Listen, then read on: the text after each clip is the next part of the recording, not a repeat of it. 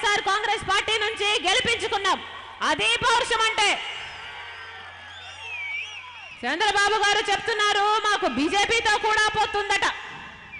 బీజేపీతోనే వైఎస్ఆర్ కాంగ్రెస్ పార్టీకి పొత్తుంటే ఈరోజు జగన్మోహన్ రెడ్డి గారు కేసులన్నీ బీజేపీతో మాఫీ చేపించుకునేవాడు కాదా?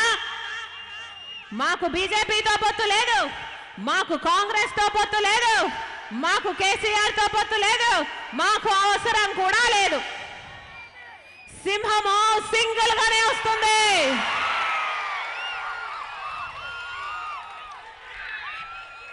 జగన్మోహన్ రెడ్డి గారు సింగిల్ గానే, వైఎస్ఆర్ కాంగ్రెస్ పార్టీ సింగిల్ గానే బంపర్ మెజారిటీతో గెలుస్తారని దేశంలోని అన్ని సర్వేలు చెప్తున్నాయి. సింహము సింగిల్ గానే వస్తుంది, నక్కలే గుంపుగా వస్తాయి. అందుకే చంద్రబాబు గారు కాంగ్రెస్ ని తోడు తెచ్చుకున్నారు, జనసేనను తోడు తెచ్చుకున్నారు. మమతా బెనర్జీ అంట, కేజ్రీవాల్ అంట, ఫారూక్ అబ్దుల్లా అంట, హెచ్డి గౌడ అంట, ఎవరు తోడొస్తే వాళ్ళని తోడు తెచ్చుకున్నది ఈ చంద్రబాబు గారు అనే నక్క. పవన్ కళ్యాణ్ గారి గురించి ఒక మాట చెప్పాలి. పవన్ కళ్యాణ్ గారు ఎవరు? పవన్ కళ్యాణ్ గారు ఒక యాక్టర్, అవునా? పవన్ కళ్యాణ్ గారి రాజకీయ సినిమాలో పవన్ కళ్యాణ్ గారు యాక్టర్ అయితే చంద్రబాబు గారు డైరెక్టర్. ఒక యాక్టర్ ఏం చేయాలి? డైరెక్టర్ చెప్పింది చేయాలి. అందుకనే పవన్ కళ్యాణ్ గారు చంద్రబాబు గారు చెప్పింది చేస్తున్నారు. ఇద్దరు ఒకటే, ఇద్దరు కలిసే ఉన్నారు, ఇద్దరు సీట్లు పంచుకుంటున్నారు. అందుకే చెప్తున్నాం, పవన్ కళ్యాణ్ గారికి ఓటేస్తే చంద్రబాబు గారికి ఓటేసినట్టే, జనసేనకు ఓటేస్తే తెలుగుదేశం పార్టీకి ఓటేసినట్టే. గుర్తుందా? పవన్ కళ్యాణ్ గారి అన్న చిరంజీవి గారు ప్రజారాజ్యం అనే ఒక పార్టీ పెట్టాడు. ఆ తర్వాత ఏం చేశారు? ఏ కాంగ్రెస్ పార్టీకైతే వ్యతిరేకంగా ప్రజారాజ్యం పార్టీ పెట్టాడో అదే కాంగ్రెస్ పార్టీకి హోల్సేల్ గా దాన్ని అమ్మేసుకున్నాడు. అన్నకి తమ్మునికి పోలికలు ఉంటాయి కదా, ఉంటాయి కదా. పవన్ కళ్యాణ్ గారు కూడా ఇప్పుడో ఎప్పుడో జనసేన పార్టీని హోల్సేల్ గా అమ్మేస్తాడు. కాకపోతే ఈయన తెలుగుదేశం పార్టీకి అమ్మేస్తాడు, అంతే తేడా. తెలుగుదేశం పార్టీ వాళ్ళు మీ ఇంటికి వస్తారు, తెలుగుదేశం పార్టీ వాళ్ళు మీ ఇంటికి వస్తారు, మీ ఓట్లు అడుగుతారు, డబ్బులు కూడా ఇస్తామంటారు. మీరేం చెప్పాలో తెలుసా? కూర్చోబెట్టండి, కుర్చీ వేసి ముందు కూర్చోబెట్టండి, కూర్చోబెట్టి అడగండి. కేజీ నుంచి పీజీ వరకు ఉచిత విద్య అన్నారు కదా, ఆ లెక్కన మా పిల్లలకు మేము 5 ఏళ్ల నుంచి ఫీజు కట్టాం కదా, ఆ డబ్బంతా చంద్రబాబు గారు మాకు బాకీ ఉన్నట్టే కదా, ముందా బాకీ సంగతి ఏమిటో తేల్చమని చెప్పండి.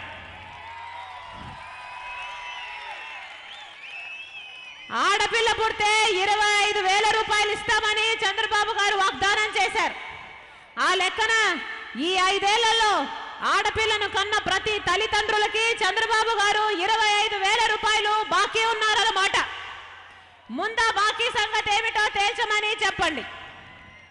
కాలేజీ విద్యార్థులకి ఐప్యాడ్ ఇస్తామన్నారు, ఇచ్చారా? ఇవ్వలేదు, ఇంతవరకు ఇవ్వలేదు. ఎన్నికల్లోపు అది కూడా ఇచ్చేమని తెలుగుదేశం పార్టీ వాళ్ళకు చెప్పండి. మహిళలందరికీ స్మార్ట్ ఫోన్ ఇస్తామని వాగ్దానం చేశారు, ఇచ్చారా? పోయిన ఎన్నికల్లో వాగ్దానం చేశాడు, ఇప్పుడు మళ్ళీ చేస్తున్నాడు, అది వేరే విషయంలేండి. పోయిన ఎన్నికల్లో స్మార్ట్ ఫోన్ ఇస్తానన్నాడు, ఇచ్చాడా? అది కూడా తెలుగుదేశం పార్టీ వాళ్ళ ఇంటికి వస్తే ఇచ్చేమని చెప్పండి, మీ హక్కుగా అడగండి. ఇంటికి ఒక ఉద్యోగం అన్నారు, ఇంటికి ఒక ఉద్యోగం అన్నారు, లేకపోతే 2,000 రూపాయలు ఇస్తామని వాగ్దానం చేశాడు.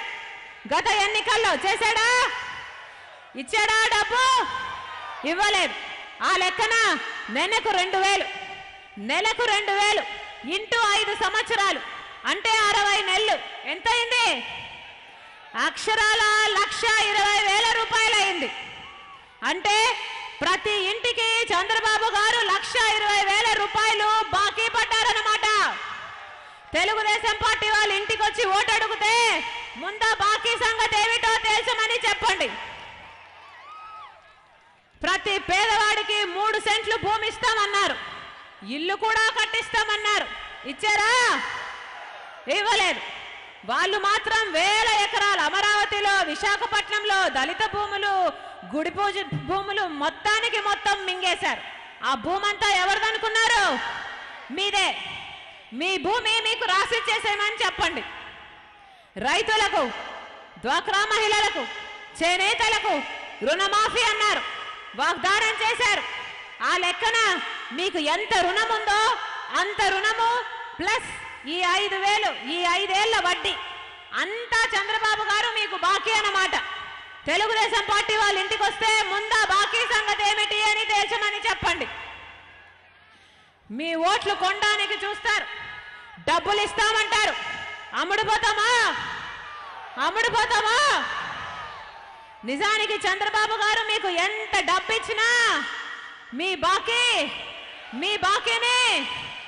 బాకీని తీర్చలేరు.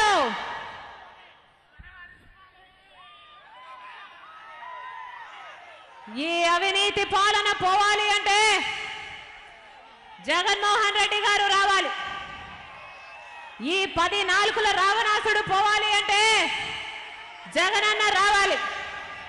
కొడుకు మాత్రమే జాబ్ ఇచ్చేవాడు పోవాలి అంటే జగనన్న రావాలి. వ్యవసాయం మళ్ళీ పండగవ్వాలంటే జగనన్న రావాలి. మాట మరవని వాడు, మడమ తిప్పని వాడు కావాలి అంటే జగనన్న రావాలి. చెప్పింది చేసేవాడు కావాలి అంటే జగనన్న రావాలి. చెప్పండి కూడా చేసేవాడు కావాలి అంటే జగనన్న రావాలి. రాజన్న రాజ్యం మళ్ళీ కావాలి అంటే జగన్మోహన్ రెడ్డి గారు ముఖ్యమంత్రి కావాలి.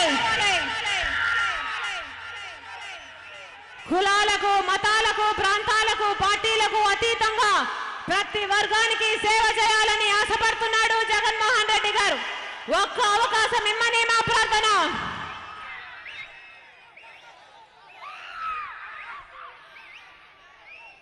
ఇప్పుడు చంద్రబాబు గారు మీ భవిష్యత్తు నా బాధ్యత అని చెప్పుకొని తిరుగుతున్నాడు.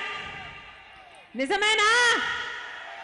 ఈ 5 ఏళ్ళు చంద్రబాబు గారే కదా ముఖ్యమంత్రిగా ఉన్నారు. అప్పుడు ప్రజల బాధ్యత ఆయనది కదా. లోకేష్ భవిష్యత్తు మాత్రమే ఆయన బాధ్యత. 5 ఏళ్ళు లోకేష్ కోసమే పనిచేశాడు. ఇప్పుడేమో ప్రజల భవిష్యత్తు నా బాధ్యత అంటున్నాడు. నమ్ముతారా? పొరపాటున మన భవిష్యత్తు వీళ్ళ చేతుల్లో పెట్టామంటే నాశనం చేసేస్తారు. నారా రూప రాక్షసులు వీళ్ళు. చంద్రబాబు దగ్గర పనిచేసిన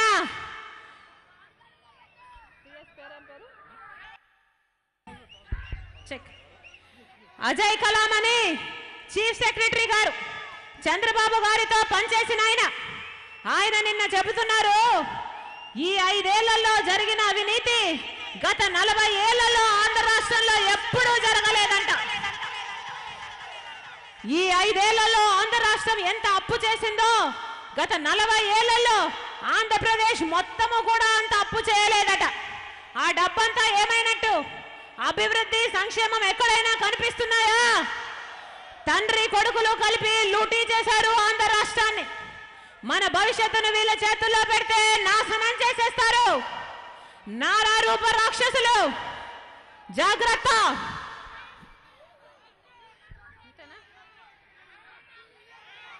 రాబోయే రాజన్న రాజ్యంలో జగనన్న ముఖ్యమంత్రి అయిన తర్వాత వ్యవసాయము మళ్ళీ పండగ అవుతుంది. ప్రతి రైతుకు మే నెలలోనే పెట్టుబడి సాయం కింద 12,500 రూపాయలు ఇస్తాం. 3,000 కోట్లతో గిట్టుబాటు ధర కోసం ఒక నిధి ఏర్పాటు చేస్తాం. దురదృష్టవశాత్తు వరదో కరువు వచ్చి రైతు నష్టపోతుంటే ఆదుకోవడానికి 4,000 కోట్లతో ఇంకొక నిధి కూడా ఏర్పాటు చేస్తాం. రైతులతో పాటు కౌలు రైతులు కూడా ఇవన్నీ వర్తింపజేస్తాం. డ్వాక్రా మహిళలకు మీ రుణం ఎంతైతే ఉందో అంత రుణము మాఫీ చేస్తూ 4 దఫాలలో డబ్బు మీ చేతుల్లోనే పెడతాం. మళ్ళీ కొత్త రుణాలు 0 వడ్డీకే ఇస్తాం. విద్యార్థులకు ఏ కోర్సు చదువుకుంటే ఆ కోర్సు, మీరు డాక్టర్ అవుతారా, మీరు ఇంజనీర్ అవుతారా, మీరు ఎంబీఏ చేస్తారా, మీరు ఎంసీఏ చేస్తారా, ఏ కోర్సు అయినా, ఎన్ని లక్షలైనా, ఏ కాలేజీ అయినా ప్రభుత్వమే ఉచితంగా చదివిస్తుంది అని భరోసా ఇస్తున్నాం.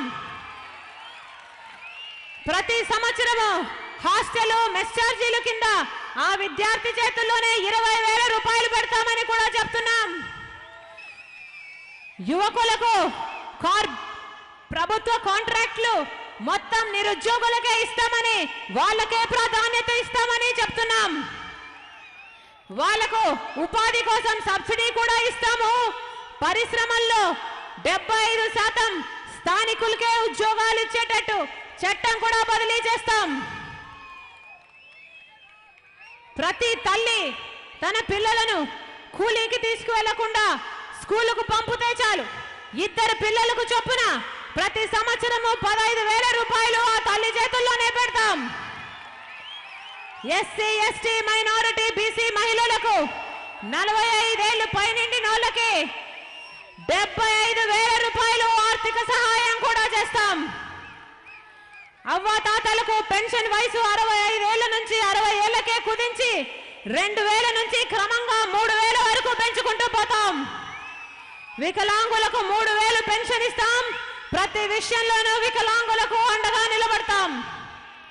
ప్రతి పేదవాడికి పక్కా ఇల్లుండాలని శ్రమిస్తాం. ప్రతి ఊరికి, ప్రతి పల్లెకి పైప్ లైన్ వేసి మంచినీటి సౌకర్యం మీ ఇంటికే వచ్చేటట్టు చూస్తాం. 5 ఏళ్లలో క్రమంగా పూర్తి మద్యపాన నిషేధం కూడా చేస్తాం. చెప్పిందే కాదు, చెప్పని ప్రతి మేలు కూడా రాజన్న రాజ్యంలో రాజన్న చేసినట్టు ప్రతి విషయంలోనూ పేదలకు అండగా నిలబడతాం. ప్రజల కోసమే పనిచేస్తాం. కులాలకు, మతాలకు, ప్రాంతాలకు, పార్టీలకు అతీతంగా ప్రతి వర్గానికి మేలు చేస్తామని మాటిస్తున్నాం. వైఎస్ఆర్ కాంగ్రెస్ పార్టీ ఎంపీ అభ్యర్థి వంగ గీతమ్మ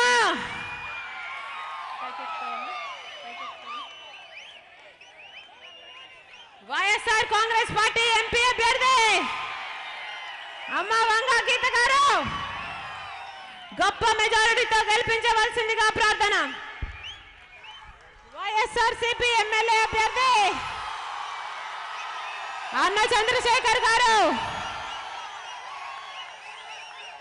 నాన్న పోయిన రోజు నుంచి మా కుటుంబానికి అండగా నిలబడిన వాడిలలో చంద్రశేఖర్ అన్న ఒకడు.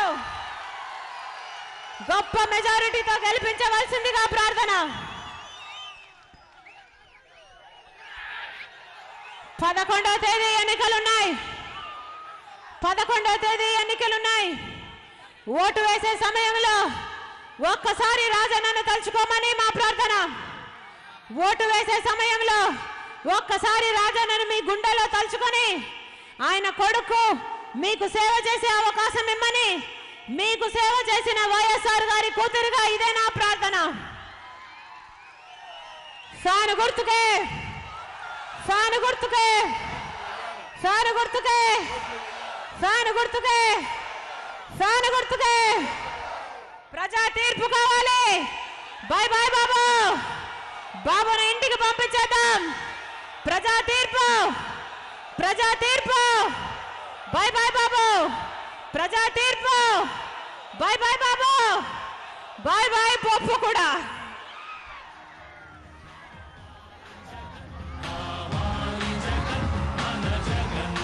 జై జగన్, జోహార్ వైఎస్ఆర్, జోహార్ వైఎస్ఆర్.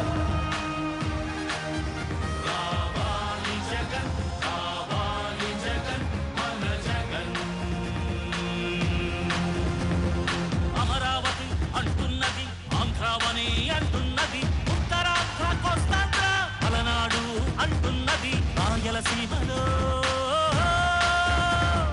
గడప గడప అంటున్నది, గడప గడప అంటున్నది. మళ్ళొకసారి ఇంకొకసారి పెద్దాయన రాజన్న పాలన. కన్నుల ముందుకు రావాలంటే, కన్నుల పండుగ కావాలంటే, ప్రజల గుండెలో ప్రతిధ్వనించే ప్రత్యేక హోదా ఇవ్వాలంటే